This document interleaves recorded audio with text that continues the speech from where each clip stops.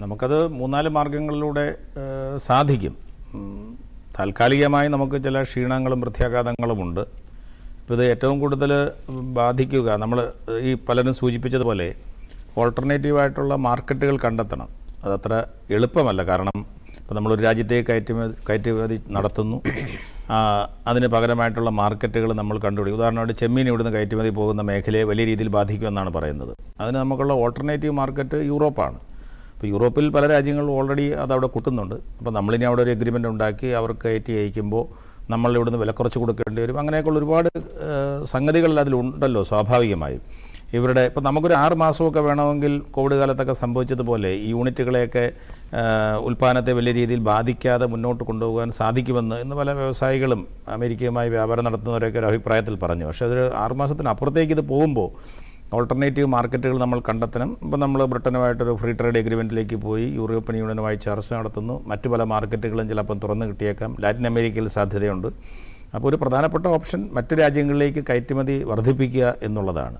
പക്ഷേ നമ്മൾ ഏറ്റവും കൂടുതൽ കയറ്റുമതി നടത്തുന്ന അമേരിക്കയിൽ നിന്ന് മറ്റ് രാജ്യങ്ങളിലേക്ക് മാറുന്നതിന് വളരെയധികം നൂലാമാലകളും നിയമപ്രശ്നങ്ങളുമൊക്കെ ഉണ്ട്. അപ്പം ആ ഒരു ഓപ്ഷൻ ഉണ്ടെങ്കിലും അതിന് വെല്ലുവിളികൾ ഏറെയുണ്ട്. മറ്റൊരു ഓപ്ഷൻ എന്ന് പറയുന്നത് ഇപ്പോൾ നമ്മൾ ഈ മേഖലയിൽ പ്രവർത്തിക്കുന്നവരെ സംബന്ധിച്ചിട്ടുള്ള തൊഴിൽ നഷ്ടമാണ് ഒരു വലിയ പ്രശ്നം. ഇപ്പം ടെക്സ്റ്റൈൽ മേഖലയിൽ എത്രയോ ലക്ഷം ജനങ്ങളാണ് ഇന്ത്യയിൽ പ്രവർത്തിക്കുന്നത്. അല്ലെങ്കിൽ ഡയമണ്ടിൻ്റെ കാര്യത്തിൽ, സ്വർണം, ഈ കേരളത്തിൽ തന്നെയാണെങ്കിൽ നമ്മുടെ സുഗന്ധദ്രവ്യങ്ങൾ, പിന്നെ സമുദ്ര ഉൽപ്പന്നങ്ങൾ, ഇവയിലെല്ലാം പ്രവർത്തിക്കുന്നവർക്ക് അതിനെ സംസ്കരിച്ചും അല്ലാതെയും ഒക്കെ അയക്കുന്നവരെ സംബന്ധിച്ച് ഓണക്കിറ്റുകൾ വരെ അമേരിക്കയിലേക്ക് അയക്കുന്നതിൻ്റെ അകത്ത് തടസ്സമുണ്ടാകുമെന്നുള്ള നിലയിലാണ്. നമ്മുടെ ഇപ്പോൾ കുടുംബശ്രീകൾ വരെ അതുമായി ബന്ധപ്പെട്ട് പ്രവർത്തിക്കുന്നവരുണ്ടാകുമല്ലോ. അപ്പോൾ സ്വാഭാവികമായിട്ട് ഇവർക്ക് വരുന്ന ഒരു വലിയ തൊഴിൽ നഷ്ടത്തെ നേരിടാൻ നമ്മുടെ സർക്കാർ തയ്യാറാവണം. അതിനു വേണ്ടിയിട്ട് അവർക്ക് ചില സംരക്ഷിത ക്ഷേമ പദ്ധതികളിലൂടെയും ഒക്കെ അവരുടെ തൊഴിൽ സംരക്ഷിക്കുന്ന ഒരു സാഹചര്യം ഉണ്ടാകണം. വലിയ വ്യവസായികൾക്ക് ചില മാർക്കറ്റുകൾ അല്ലെങ്കിൽ കുറേ കാലം ഒരു റിസർവ് പീരീഡിലേക്ക് ഇതിൻ്റെ പ്രത്യാഘാതത്തെ താങ്ങി നിർത്താൻ കഴിയുമെങ്കിലും ചെറുകിടക്കാർക്ക് അത് വലിയ പ്രയാസമായിരിക്കും. ഇപ്പോൾ എൻ്റെ തന്നെ പല സുഹൃത്തുക്കൾ ഈ ആന്ധ്രയിലും മറ്റുമൊക്കെ പോയിട്ട് അവിടെ ചെമ്മീൻ കൃഷി നടത്തുന്നുണ്ട്. അവരുടെ പ്രധാനപ്പെട്ട മാർക്കറ്റ് അമേരിക്കയാണ്. അപ്പോൾ അങ്ങനെയുള്ള ചെറിയ 5-10 ലക്ഷം രൂപയൊക്കെ മുടക്കി ചെയ്യുന്നവരെ സംബന്ധിച്ചിടത്തോളം കയറ്റുമതി ഒരു ദിവസം പെട്ടെന്ന് നിൽക്കുക എന്ന് പറഞ്ഞാൽ ലോണ് പ്രശ്നങ്ങൾ, അപ്പോൾ അതിലൊക്കെ ഉണ്ടാകും. അപ്പോൾ അവർക്കൊരു ചെറിയ സംരക്ഷണം, അങ്ങനെ ലോൺ എടുത്തവർക്കൊരു ആശ്വാസം കൊടുക്കുവാനായിട്ട് സർക്കാർ ചില പദ്ധതികൾ നടത്തിയാൽ അത് ഒരു പരിധിവരെ വിജയിക്കുവാൻ സാധ്യതയുണ്ട്. ഈ മേഖലയിൽ തൊഴിൽ നഷ്ടപ്പെടുത്തുന്നവർക്ക് ചില കാര്യങ്ങൾ സർക്കാർ സംരക്ഷണം കൊടുക്കണോ, അല്ലെങ്കിൽ വിവിധ മേഖലകളിൽ തൊഴിൽ കൊടുക്കണോ, അല്ലെങ്കിൽ ഒരു തൊഴിലില്ലായ്മ വേതനമോ, അങ്ങനെയുള്ള ചെറിയ സഹായങ്ങളിലൂടെയൊക്കെ നമുക്കിതിനെ നേരിടുവാൻ സാധിക്കും. അതിനേക്കാൾ ഉപരിയായിട്ട് ഇത്തരത്തിലുള്ള പ്രത്യാഘാതങ്ങൾ ഉണ്ടാകുമെന്ന് മനസ്സിലാക്കിക്കൊണ്ട് തന്നെ രാജ്യത്തിൻ്റെ ഭാവിയിലെ വിദേശ നയത്തെ ചിട്ടപ്പെടുത്തുന്നതിനൊരു വലിയ പാഠം നമുക്ക് ഇതിലുണ്ട്.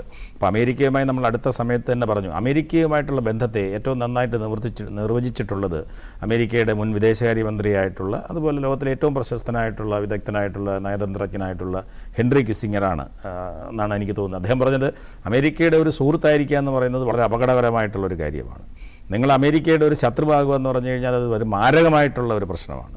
അപ്പോൾ നമ്മൾ അമേരിക്കയുടെ സുഹൃത്തായിരുന്നു, നമ്മൾ കണ്ടു എത്ര പെട്ടെന്നാണ് അതൊരു അപകടകരമായ തരത്തിലേക്ക് മാറിയിരിക്കുന്നത്.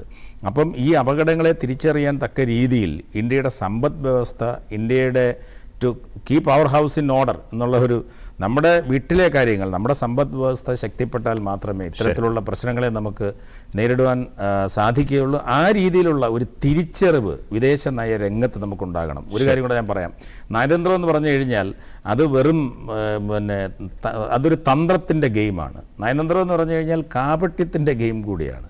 അതിൽ പറയുന്നതിൽ ഭൂരിഭാഗവും കള്ളമാണ്. അത് ലോകരാജ്യത്തിൻ്റെ വിവിധ കാര്യങ്ങൾ നമ്മൾ പരിശോധിച്ച് കഴിഞ്ഞാൽ നമുക്ക് മനസ്സിലാകും. പക്ഷേ അതിൽ കുറച്ച് കാര്യങ്ങളൊക്കെ നമുക്ക് നേടിയെടുക്കാനും കഴിയും. അപ്പോൾ അതിനെ വളരെ സൂക്ഷ്മതയോടുകൂടി, അത് എല്ലാ രാജ്യത്തിൻ്റെയും കാര്യമാണ്, ഞാൻ ഏതെങ്കിലും ഒരു പ്രത്യേക കാര്യത്തെ വെച്ച് പറയുകയാണ്. അതുകൊണ്ടാണ് ഒരു ഡിപ്ലോമാറ്റ് എസ് എന്ന് പറഞ്ഞാൽ അതിൻ്റെ അർത്ഥം എന്ന് പറഞ്ഞാൽ നോ എന്നാണ്. ഇനി അയാൾ ഏതെങ്കിലും ഘട്ടത്തിൽ നോ എന്ന് പറഞ്ഞാൽ അയാൾ ഡിപ്ലോമാറ്റ് അല്ല എന്ന് പറയുന്നത്. അപ്പോൾ ഇത് നയതന്ത്രത്തിൻ്റെ വളരെ ദുർഘടമായിട്ടുള്ള ദുരൂഹമായ കാര്യങ്ങളെയൊക്കെ നമ്മൾ വ്യക്തമായി മനസ്സിലാക്കിക്കൊണ്ട് നമ്മുടെ താല്പര്യങ്ങൾ സംരക്ഷിക്കുവാൻ വേണ്ടിയിട്ട് ഏത് മാർഗവും സ്വീകരിക്കുന്ന ലോകരാഷ്ട്രീയം ആണ് ഇന്നുള്ളത്. പണ്ടും അങ്ങനെ തന്നെയായിരുന്നു. അതൊക്കെ തിരിച്ചറിഞ്ഞിട്ടുള്ള ഒരു വിദേശ നയവും വ്യാപാര നയവും ഒക്കെയാണ് ഇക്കാര്യത്തിൽ നമ്മുടെ താല്പര്യങ്ങൾ സംരക്ഷിക്കുവാൻ ഏറ്റവും അഭികാമ്യമായിട്ടുള്ളത്. നമ്മളത് ചെയ്യേണ്ടി വരും. നമ്മൾ ആ കാര്യങ്ങൾ കുറച്ചും കൂടെ സൂക്ഷ്മതയോടെ ചെയ്താൽ ഇതിനെ നമുക്ക് തരണം ചെയ്യാമെന്നാണ് ഞാൻ കരുതുന്നത്.